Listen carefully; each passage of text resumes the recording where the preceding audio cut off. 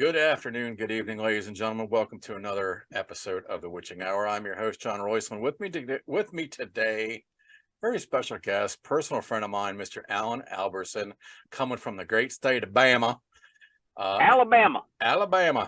Allen is a author who now has 3 published books, correct? I have 2 self-published books, and I have a short published in a book by Days of the Dead Press. Black Bedsheet Books, published in conjunction with Day of the Dead Convention, and one that is about to be another short that is about to be published. And I'm still working on a novel.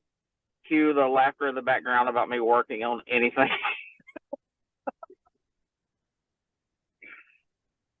I'm still working on it. I honestly am. But well, you are a very, very busy man. I know you are nonstop. Yeah. I follow you online, and you and I chit and chat when we can. And you are always working when you should be sleeping. Yeah, you're working again, and driving and working, driving and working while you're sleeping. And so I literally write while I'm sitting waiting on a DoorDash now. That's my writing time. Hey, I feel you. I really do. I appreciate you taking the time for me, because I do understand, times are tough, and time is money right now. And it really is. And I appreciate you taking a couple minutes to talk to me. I want to be able to help push your novels. Why don't you tell us? Hey. So, under A Memphis Moon, I believe, is your newest release. That one's written, and I have a hard time saying it's finished, because I will look at it and I'm like, this can't be the best. It's got to be. I've got to be messing something up. But it's finished. It's uploaded to Amazon. I've just had issues with the art. I was going to do an all AI art, and then I had a friend send me some AI art, which really looks great, but it still doesn't really give what I want. So I actually have an artist working on a new cover art from scratch. So it'll be real, not AI, because I know everyone hates AI art, unless they're using it, and sometimes some they do. So that's the only thing right now. I'm waiting on that final artwork, so it has a actual good cover to it, and then I will publish it. And I want to publish it on a full moon, simply because it is called Under a Memphis Moon. Mm-hmm. The moon does play a part in the story. I think a lot of people may have the wrong or possibly the right connotations about what the moon means in this. It's kind of a romantic horror. I do think it's the best thing I've written. Writing the romance part is hard, because nowhere in the story did I get a chance to say, "Give me some sugar, baby." And I just don't. How do you do romance without that? But someone told me I couldn't use that. Bruce, sorry. Yeah. Yeah, there might be a slight problem with that line. I don't know. Yeah, but I'm sure it would work, though. It would work. It would be great under the circumstances. The main character I put a lot of myself into. Okay. And that's in my personal social life, I'm much too pathetic to ever use a line that cool. My line would be to walk up to a girl and like, "Why don't you want to sleep with me? Tell me now, and we'll start from there." It's the way. Oh my God. So, Jesus. All right. Sorry. So storyline. Storyline. So what's the basis of this then? Okay, and I'm going to try to do this without spoilers, but I grew up very close to Memphis, Mm-hmm. and Memphis and the pyramid and the whole area it's kind of a special place to me. And just thinking about it, I honestly had this one line in my head where a man asks a girl, "You're a vampire, aren't you?" And she's like, "No." And that's it. And that's the only spoiler you get. There are no vampires in the book. But from that story, I'm like, okay, so why would he say that to her? Why would? And I built that up.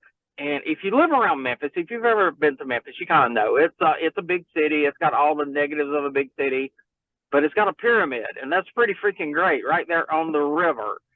So I'm like, what if this man meets a girl under a full moon at the pyramids, and they develop not a one night stand, not this great love affair, but they hit it off. Right. They go out together, then shit goes all bad. And shit goes bad, and it gets bloody, it gets nasty, and hopefully it surprises you. I've had 3 people, I believe, test read it for me. One is Danny Knight. I don't know if you know Danny. He was a horror blogger from England. Really, really loves hardcore music, hardcore horror. And I'm like, dude, I know this is not your usual thing, but just read this. Tell me what you like, didn't like. He loved it. So that gave me a big push that I'm going in the right direction. And everyone who has read it has said, oh, my God, I did not expect that. Now, how long has this been released? It's been up on Amazon for about a month. Okay. Like I said, it's just been finding time to work on it and not being happy with the art. I guess it was around November, December when I had a lot of shit happen. I had personal stuff happen. I had work stuff happen. I had DoorDash stuff happen. I literally texted you the night and told you that I was stuck on a golf course, which has kind of become funny now. It wasn't funny that night. I was not going to bring it up, but since you did, that was the night, and I got into an argument with a friend about the artwork, and I'm just like, I need a break. So I stopped, but I went back and I uploaded it. So it's still not for sale yet. If you want to check out some idea of my writing, I suggest The Old Ways. The Old Ways was written as a Halloween story. I wrote it in like 2 days. And wow.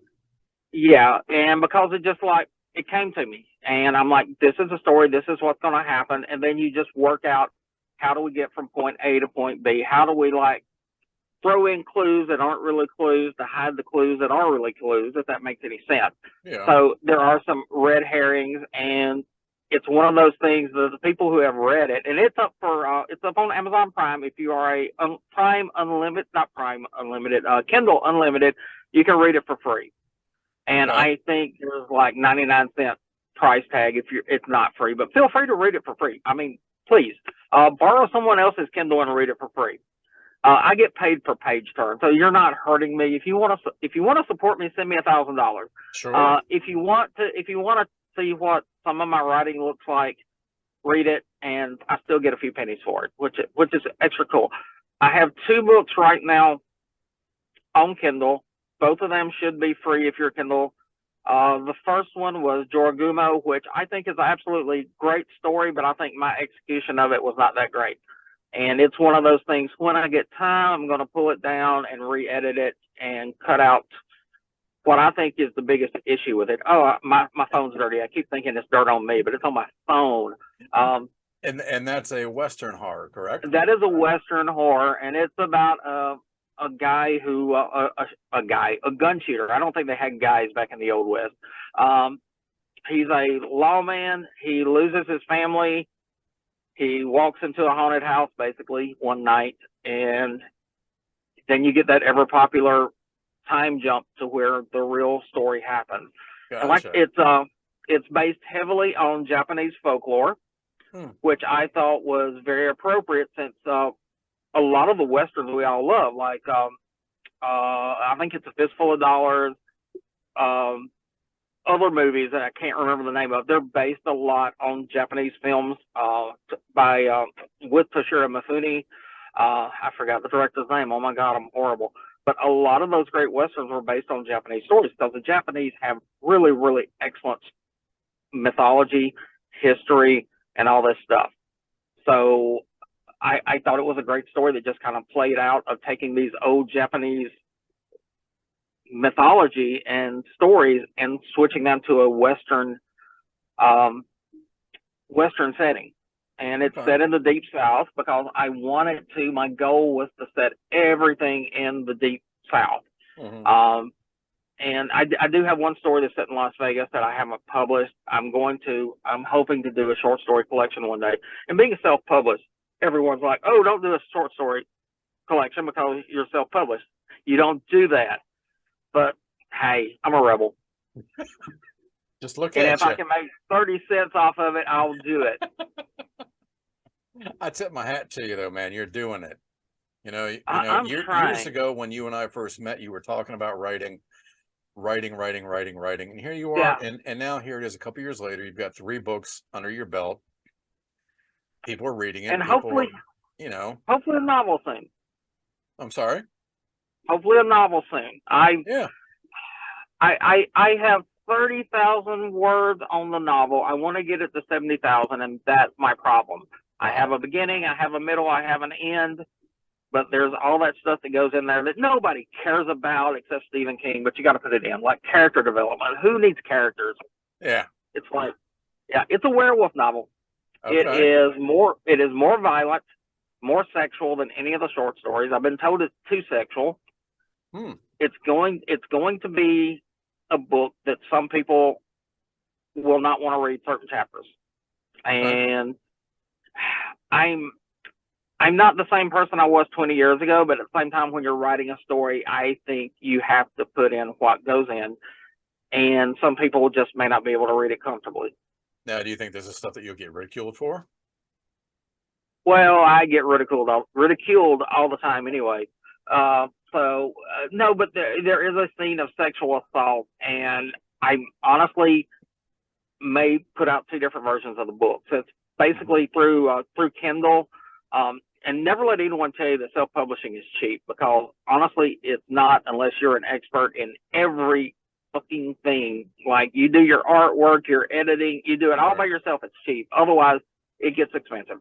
But there is a scene of sexual assault, and I'm thinking about cutting that entire scene out and putting 2 versions of the book, a dark version and a light version.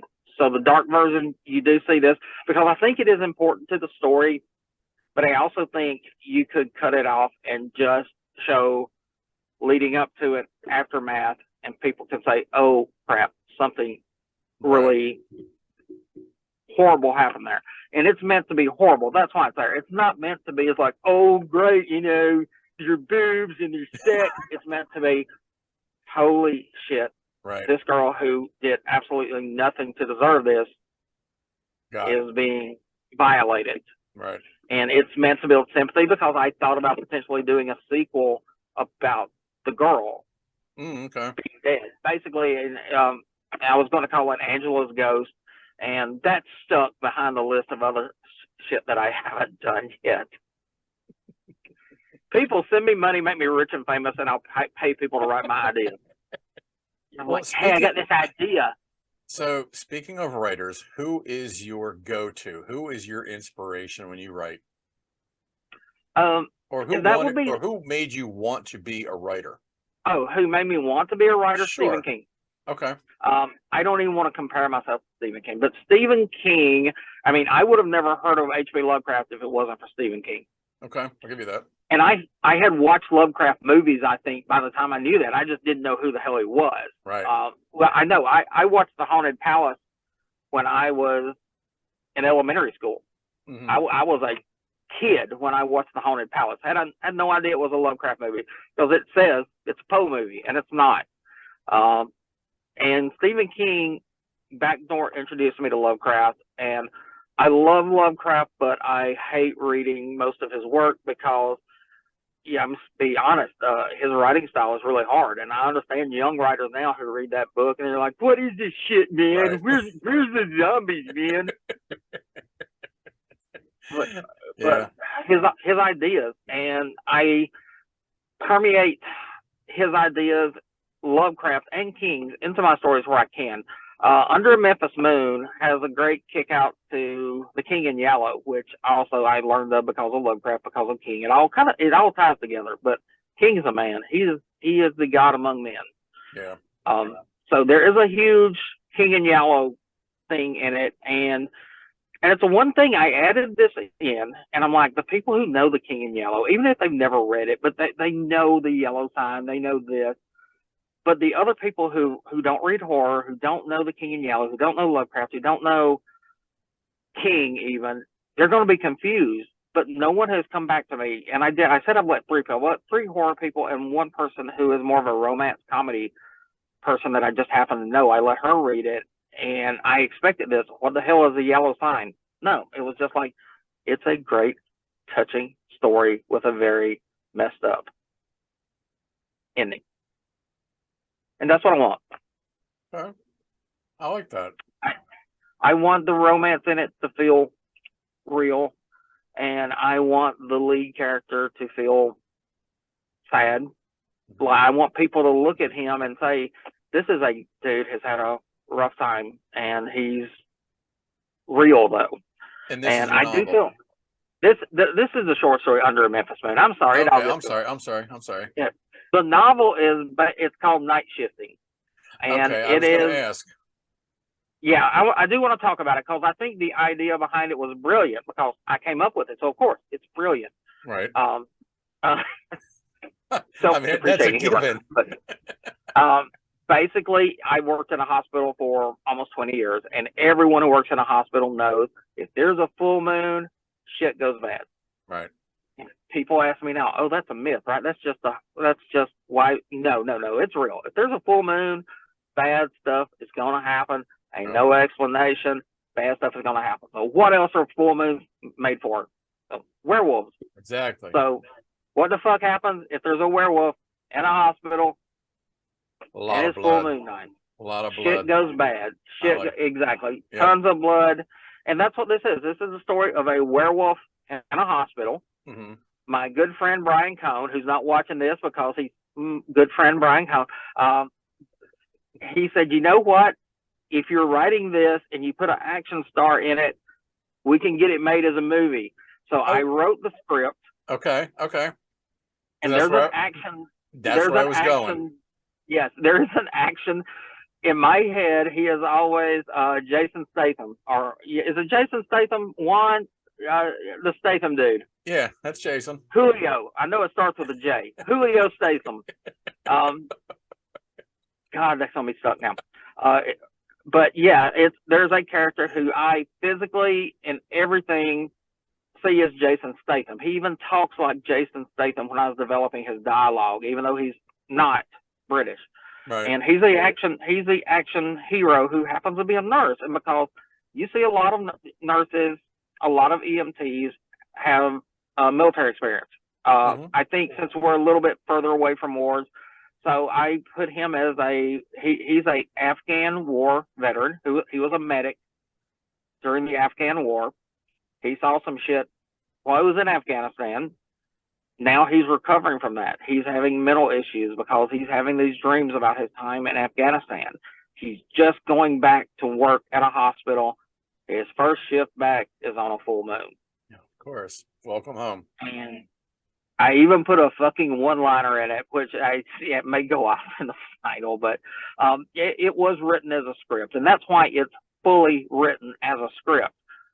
Scripts are 90 pages, and it's hard to turn 90 pages into 70,000 pages for a good size book. And I don't want to give like a 20,000 book. Right. I have an issue. Most people want short fiction 5,000 words. My short fiction usually turns around 10,000 words, but I have a harder time developing multiple characters over a longer stay. And that's it. I'm having a harder time developing the other characters who come to play in the book. I forgot my Jason Statham character's name right now. I remember Angela's name because I named it after a friend of mine. Julio, yes, Julio Statham. God, I may have to change him to Julio now. But I developed his character with him being a vet and with him having flashbacks to what happened in Afghanistan, which I wanted to put in a sequel. That the sequel would be him in Afghanistan running into Afghanistan mythological supernatural creatures, and it's more like a zombie book. But Angela was based on a friend of mine who I did finally, after writing it, ask her permission.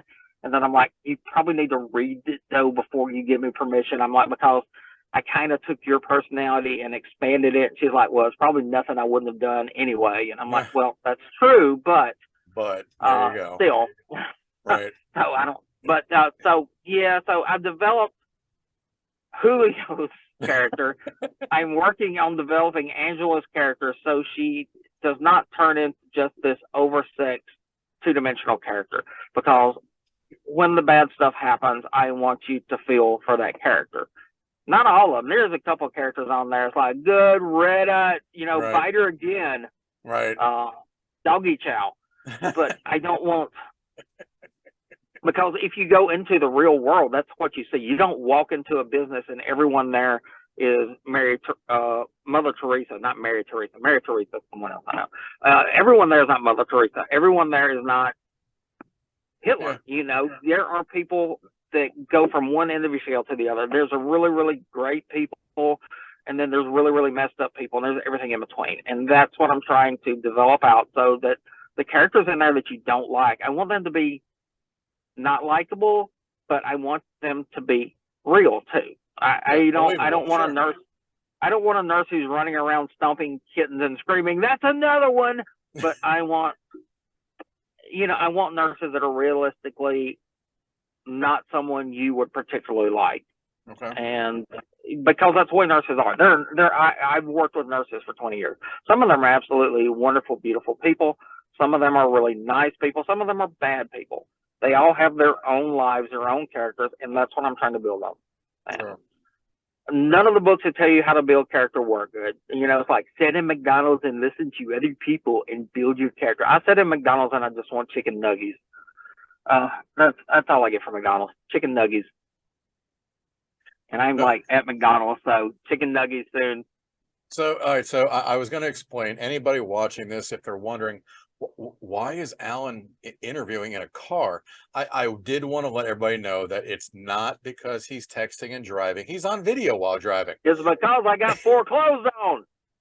This is my home now. This is his home. He's actually doing a book signing in the parking lot at McDonald's today. Anybody that happens to be there, bring him a Pepsi and he'll sign your book for you. I will sign your chicken nuggets. I take 1 out of 10, 10%. That's my finder's fee. So I got to ask, your books that are published, they're published online only? Yes. Is there anything tangible that anyone can buy? Yes. Okay. The second book, The Old Ways, you can get a paperback copy. I think it's like $6.50, and it's like, oh my God, you're charging $6.50. Amazon unfortunately has limits on what I can and can't charge, and when you do physical and you have to have a certain size. Like I said, I'm not an expert on dealing with Kindle, but I basically, the short story is there. There's a small foreword by me, which may let you know why everyone hates me. Hopefully it's not offensive. And there is a excerpt, I believe is the correct word for it, of the book Night Shifting. I actually took one of the scenes out of Night Shifting, put it in there, wrote some other stuff to fluff it out a little bit so that you don't feel like you're totally getting reamed by paying $6.50. And I did it because I did have friends like, oh my God, I want an autographed copy. Oh my God, I want a hard copy. I want a hard copy. So I did it. Jorah Gumo, I may do the same thing at some point, but I want to re-edit it first, or I might just save it for that collection of short stories. And I wanted to do a collection of short stories, basically Deep South horror. And the name was going to be Full Moon Over Spanish Moss, which I love that name, and I don't know why it probably sucks. As a book, I, like I loved it. And I've got the 2 published stories that are published now, Under a Memphis Moon, the book from the Days of the Dead book, which Georgia Screeches, I think is the name of it, Georgia Screeches. You can probably find that online. You can on Black Bedsheet Books. You can buy it directly from them. You may be able to buy it on Amazon or eBay. I have copies. I bought like 100 copies of this right before COVID hit to shop around to the local bookstores, and COVID hit. Right. So I've got copies at home that I will sell less than cover price, autographed. So you can get physical copies of that. It has a short story I wrote called Fingernails, which is a Lovecraftian horror story based on a real thing that happened to me one morning that just freaked me the fuck out. And I wrote it in like 24 hours and then went through editing and stuff like that. But it's still, it's a very short, but the book is a short story collection with a lot of Southern authors writing stories based around Atlanta, Georgia. Okay. The story happened to me in Fairhope, Alabama, but I transposed it to Atlanta, Georgia. And anyone reading it will recognize the antagonist of the story immediately because, like I said, this is based on reality. I'm the protagonist. I'm the old lady sitting in the car at the beginning of the story. That was me. Right. And other than the supernatural parts, it actually happened to me. Okay. So that one's available. The Old Ways is available. That's all that's in physical right now. Under a Memphis Moon will almost definitely be given a physical copy of some sort just because there are people who want it and don't mind wasting $6 on me. Or you can send me $10 on me and I'll send you a thank you. There's also a story which has not been published called The Morlock Club, which is also a very, very disturbing sexual horror story. And it is disturbing in a way that it got rejected for a short story collection simply because it was so disturbing. Wow. Because of the subject matter. Okay. And I went in and toned it down. And the subject matter is one that just saying the word will get you kicked off of YouTube. If you say the word starts with P. And it's about a serial killer whose name, colloquially, if I'm using the word right, is Mr. Bunny. And Mr. Bunny likes little kids. And Gotcha. And it goes bad. And it has to me a satisfying but realistic, within the confines of the story, ending where the bad guy kind of gets what's coming to him, but at the same time there's a hint that it's kind of disturbing. And me going back in, I may still publish it as a short. I hate continuously publishing shorts because they're 10 to 20 pages. I think Under a Memphis Moon runs around 30 pages, so that's not horrible. Club Morlock, I think it's Club Morlock. It was short because it was written for a contest that had to be, I think, within this many words. And like I said, it was turned down basically because you're writing a story about a guy who likes to violate children. Right. And yeah, I am. I'm definitely not pro child violation. And we made some changes to kind of make it clear that we're writing this as a first person story, basically from his eyes. Mm-hmm. Not that we're condoning it, but in his mind, he's not doing anything wrong. Right. He, like I said, he does get his comeuppance at the end in a very horrifying supernatural way. Kind of a revenge way. Kind of like, if a bad guy hurts kids and he gets killed by a bunch of ghost kids. That's not what happened. I think it's a strange story, and like I said, it's just one that probably a lot of people wouldn't want to read. I still like it. I would never destroy it and wash my hands of it. But it, like I said, your grandmother surely wouldn't like it. It's a little more adult. It's a little more adult than the other stuff that I published. I'd probably be the guy to read it to my grandmother on her deathbed. I will send you a freaking copy of it. I will do it. I would love to have one. Anything that I'll send you a collected copy of everything. And I'm working on a short right now, which I tentatively have called Windy Jack. Because I have the ideas in my head. Mm-hmm. I love the ideas. I love writing the ideas down. I don't like doing all the stuff that it takes to get them published. Right. But Windy Jack is a serial killer who walks in storms, basically. Mm-hmm. And it's about the mythology about these hurricanes hitting the Gulf Coast, and people are getting killed, and the locals are saying the storm didn't kill Bob. The storm didn't kill him. It was Windy Jack. And I may change the name because the name sounds kind of silly, but I don't know. I kind of like that. I was writing this when I was having a breakdown, and there is a ton of me in it. Right. And well, then I wouldn't change a thing. I was emotionally hurting, and it's so hard when you're emotionally in pain, and everyone around you is like, "Oh my God, are you going to kill yourself?" I'm like, "No, I'm not going to kill myself. You should get help." I'm like, "Wait, are you taking any meds?" I'm like, "What? Why are you crying?" Because you're giving me all these horrible ideas. Right. There are times when you just need to be alone and cry. And sometimes you want to talk to people, and most of the time people don't get. And I'm not a person who puts my entire private life out on the internet or anywhere else, because I know how dangerous that is. Yeah. And I have been a victim of that in the past. So I keep myself to myself. And my breakdown was way more public than I wanted it to be, but there was a lot of me that went into the story. And I'll say this for people who read this, just because it was happening to me doesn't necessarily mean it was real. Yeah, it's kind of like when you get dumped by a girl and you're like, oh my God, she was horrible. She dumped me. It was horrible. Oh my God.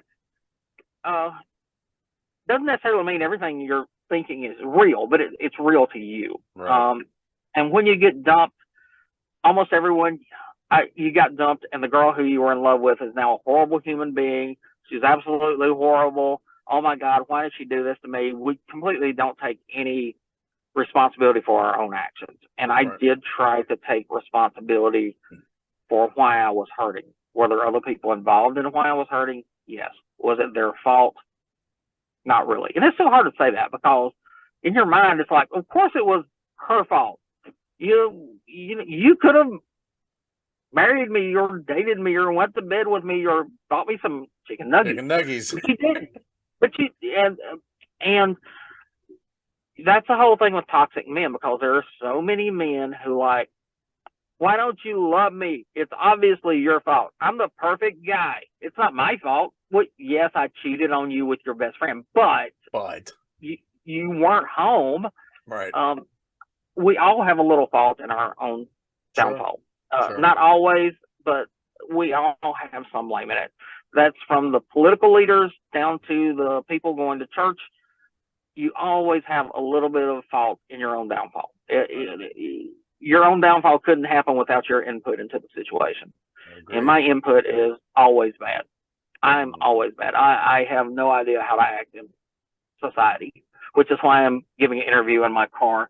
That's why you are Lord Dixie, the man, the myth, the legend. I forget the days when I was actually funny and had friends and had text messages from people other than bill collectors, Come on now. I hate to do this to you when you put me on that. As soon as you mention that, here I am getting ready to say goodbye to you. It's all good. Like I said, I'm in a relatively decent place now. I'm writing. I'm planning a trip to Europe in the near future. Yes, I saw saw someone that. buys 1 million copies of my books, and I'm done. Copies. So contest time. Everybody needs to go out. Mr. Allen Alberson is going to count the number, the 10 millionth buyer that helps of one of his books that helps put him into that trip. He will personally sign one of your books for you. I will sign. If you buy a book and send it to me, I will sign it and send it back to you, and even pay the shipping myself. If you buy, like I said, I do have copies of Georgia Screeches at home. $5, you get the copy. I ship it to you, and let me check on postage on that. I may have to charge postage on those, but I will give you a good deal on that with free autograph, and it might be worth something. It might. So real quick, other than Kindle, other than Amazon, where can people find you? Where can people find your work? That's a good question. You can find me on Instagram, Facebook, and YouTube. I do not go out and send Facebook requests, but I will accept you. And as a Facebook, just know my Facebook is my personal Facebook, and I say shit sometimes that I wish I hadn't have said 5 minutes later. That's me. I literally do still have friends across the political spectrum who know this is just me. This is just the way he is. When he gets stressed out, he's going to rant, and it's best just to leave it alone.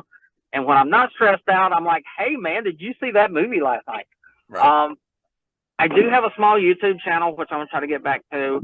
I have a website that is still under construction. Man, I feel like I wanted to interview so bad, and now it's like, I ain't got nuts, man.